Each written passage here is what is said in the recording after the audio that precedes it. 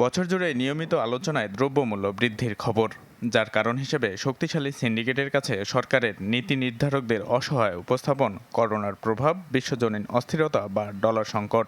দিন শেষে ফল জনসাধারণের অশেষ ভোগান্তি। এরই মধ্যে বৃহস্পতিবার আসছে প্রায় ৮ লাখ কোটি টাকার নতুন বাজেটের ঘোষণা, যাতে রাজস্ব আদায়ের লক্ষ্য ৫,৪১,০০০ কোটি টাকা। মূল্য সংকোচনের নীতি বলা হলেও বাড়তি রাজস্ব আদায়ের তাড়ায় চাপা পড়ে যাচ্ছে তা। তথ্য বলছে বাড়ছে না করমুক্ত আয়ের সীমা, আরও ৫% সম্পূরক শুল্ক বসছে মোবাইল ফোনের খরচে। বাড়তি শুল্কের কারণে দাম বাড়বে সিগারেটেরও। ৭% থেকে বাড়িয়ে ১৫% করা হচ্ছে বিভিন্ন বিনোদন পার্কে প্রবেশের টিকিট।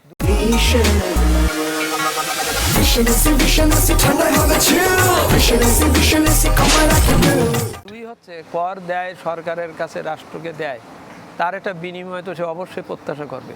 নিয়ম যে আপনি কর দেন, তাহলে আপনার আমি উন্নয়ন করে দেবো, আপনার সেবা সব কিছু করবে। এটা তো গিভ অ্যান্ড টেকের প্রশ্ন। এখন সে যদি সরকারের কাছ থেকে এই কর দেওয়ার বিনিময়ে যদি সেই সেবা সে যদি না পায়, তাহলে সে কর দেবে কেন? বর্তমানে শূন্য শুল্ক দিয়ে আমদানি করা যায় বিভিন্ন কৃষি পণ্যের বীজ, ওষুধ ও তার কাঁচামাল। এ তালিকার ৩৫০-র মধ্য থেকে ১০০টি পণ্যতে বসছে ১% নতুন শুল্ক হার। আবার ৫% থেকে বাড়িয়ে ১০% করা হচ্ছে ফ্রিজ ও রেফ্রিজারেটরের উৎপাদনের শুল্ক। বাদ যাচ্ছে না বিভিন্ন ধরনের জুসও, যার উৎপাদনে শুল্ক গিয়ে দাঁড়াচ্ছে ৫ থেকে ১৫%। ব্যয়টা ভবিষ্যৎ, আয়টা ভবিষ্যৎ, দুটেই কিন্তু অনুমান ভিত্তিক, বেসড অন আমাদের ট্র্যাক রেকর্ড।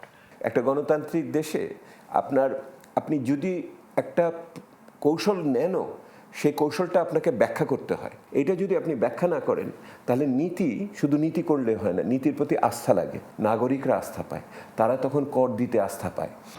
বাজেটে কালো টাকা সাদা করার সুযোগ দেওয়া হচ্ছে উচ্চবিত্তদের, আর বাড়তি করের চাপে আরও পিষ্ট হতে যাচ্ছে মধ্যবিত্ত শ্রেণী।